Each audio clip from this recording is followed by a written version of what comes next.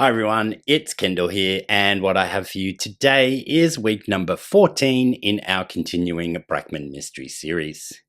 We're on the home stretch now, and after this week we only have 4 more blocks left to go, and then I'll have a video together for you on doing the on-point setting. Once again, I'll put it out there that if you do not want to use the on-point setting, then you need to let me know in the comments box below, and I can see what I can come up with as an alternate to this on-point setting. Without much further ado, let's spin that wheel.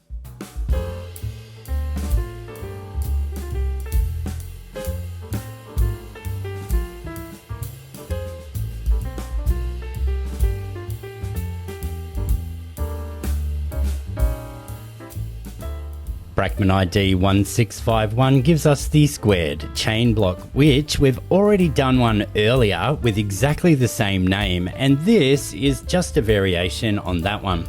The squared chain block appeared in the Quilters newsletter magazine in 1976.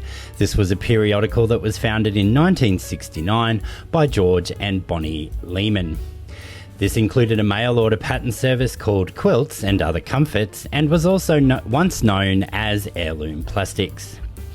Because this is very similar to one that we've done earlier, stay tuned till the end of the video and I'll give you some hints and tips on making this rejected block. But yes indeed, we will be rejecting this one this week, so let's spin that wheel again.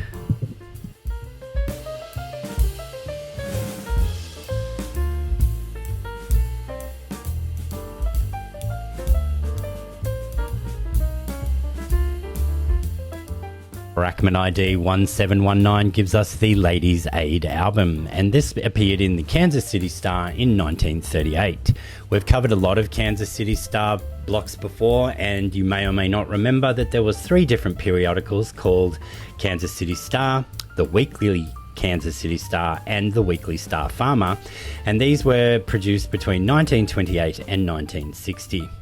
Early patterns were McKim syndicated, but throughout the 1930s, there began another column that had patterns that were from designers and staff alike. We're going to go ahead and do this one, so let's get to it.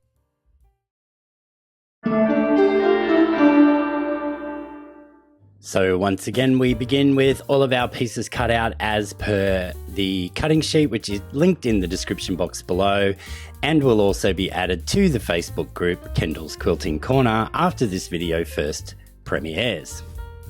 We do need to make flying geese for this block, but because we only need to make 2 of each kind, we won't be doing the 4 at a time flying geese for this one, as we need to use different fabrics and that method just wouldn't work. So we can step back to the traditional method, if you like, which is basically just putting a sew and flip on either end of a rectangle. So to do that, you can do it in the traditional way by taking your smaller square, or the square that will become the sew and flip, and drawing a diagonal line from corner to corner just once only. We then need to line this up with our larger rectangle piece that we are attaching the sew and flip to, making sure that all of our edges are even. We'll then take this to the machine and we will stitch just to the right of our drawn line. Now, a lot of people say to stitch directly on the line, and I don't find that works for me. So I stitch just to the right of that line, and what that allows for is the fabric or the take up of the cloth that occurs when we fold this back over, which I'm going to do now. So we fold this over and we make sure that all of our edges are still perfectly lined up. That way we know we still have a piece that is the same size as we started with. You can also flip it over and check on the back to make sure that nothing's peeking over there. Once you're satisfied with that, press the piece into place, and then we can trim away those back 2 layers.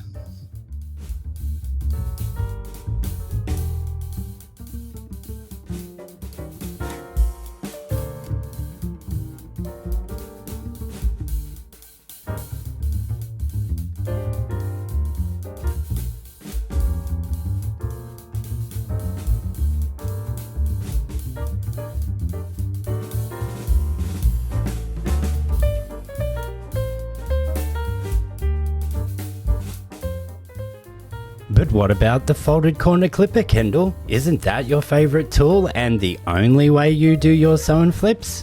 Why yes, my friends, it is. So for the rest of these, I'll be using my folded corner clipper tool in the ways that I have shown you in many videos in the past. But in a nutshell, we line up the required measurements from the tool, in this instance 2.5 inches, on the bottom edge of our piece, and we slice that fabric away, we take it to the machine and we stitch our 1/4 inch. So I will get the rest of these done and I will be back with you.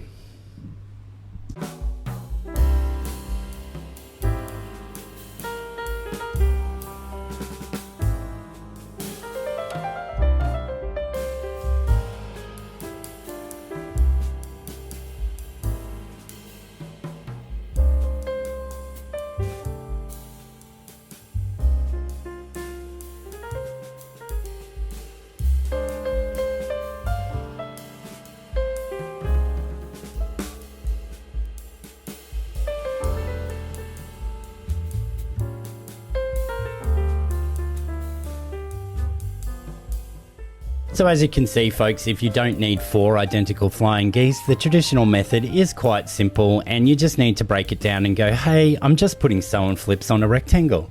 We do that all the time in quilting and it's nothing to be afraid of. So now what we just need to do is take our B rectangles and sew these to the top of the flying geese units that we just created. And once we've done that, we'll press these towards that solid piece of fabric.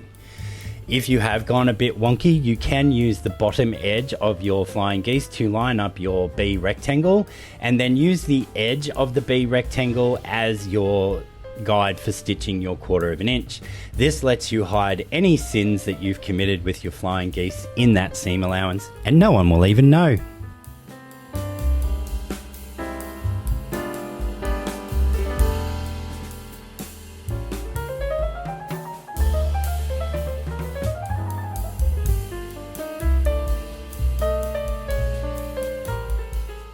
We have now created the only units that needed to be constructed before we can start the final block piecing, and for that we just bring in our remaining A square and our 4 C squares.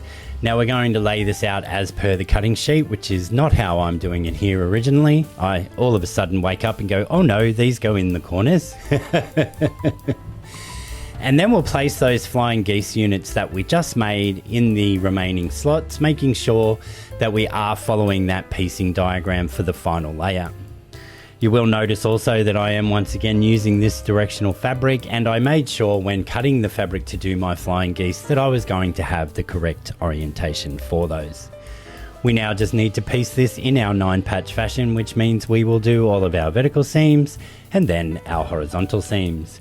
Pressing for the top and the bottom row is out towards those solid triangles. Pressing on that center row is in towards the solid triangle. This will allow all of our intersections to nest when we come to do our 2 horizontal seams.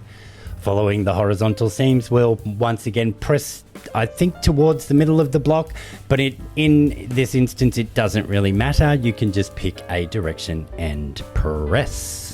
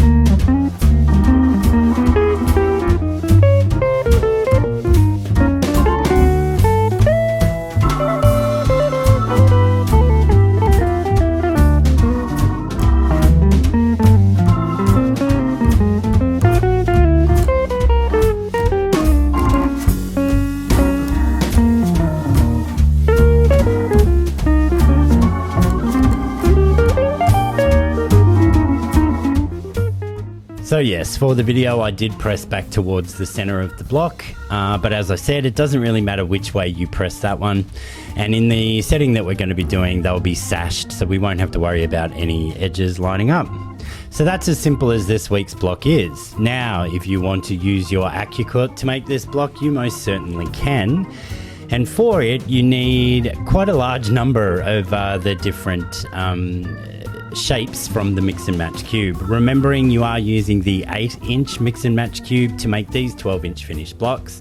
I am using my 6-inch mix and match cube, which is giving me 9-inch finished blocks. And we need shapes 1, 4, 5, and 8. And this will go together in exactly the same way as we just pieced the previous block. Once we had all of our pieces and parts cut out, sewing the shape 5 onto the shape 4 half square triangles to create the flying geese. The 8 is just the bar unit that we had for piece B, and everything else is self-explanatory. So I'll just quickly put this one together and I will be back with you.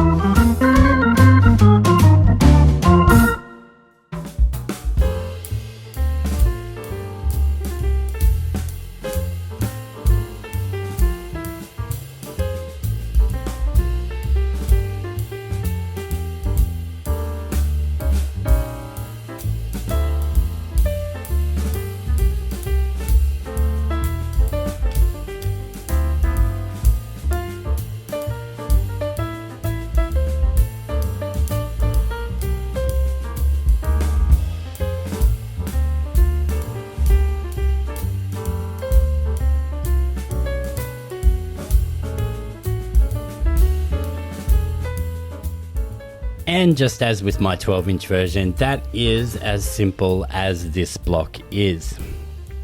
Now, if you did want to make the rejected block, you may notice that it looks very similar to one that we did back in week 5, or block number 17 from the continuing, which are the ones that I'm showing you here now. Or so you could jump back to that. It's block 1616. And it's from week 5 of the continuing series, or it's block 17 in total. And all you would need to do is construct either the 12 or 9-inch version of that and place half square triangles in the corner. If you're wondering what this week's block would look like on repeat, here it is here. And I think where those 4 squares come together on the corners, you could create something really quite interesting by using a variety of scrappy fabrics. And as always, if you don't want to worry about lining up all of your edges, you could have fun with some sashing and cornerstones. Alrighty folks, a nice simple block this week, and how interesting to do the flying geese in the more traditional method rather than using the 4 at a time. 4 at a time flying geese are useful when you need 4 of exactly the same flying geese unit. In this instance, we only needed 2 of each, so it gave me an opportunity to show you the individual method of simply putting a sew and flip on the end of a rectangle, on each end of a rectangle even. When we break our quilting stuff down into its simplest components, nothing is impossible. If you've liked what you've seen today, I'd love for you to like the video, share it with a friend that you think may be interested, click that subscribe button if you haven't already done so, and if you haven't, I don't know why, it's free and one of the best ways to show your support for the channel. Also, commenting is a big thing, as that tells YouTube that people are interested in what I'm trying to do here and pushes the video out to more people for more quilty fun. Once you have clicked that little subscribe button, you need to, or you have the option of, tickling that little bell icon, and you'll be notified of all my future releases, and you won't miss a thing. I'll see you all again real soon. Bye for now.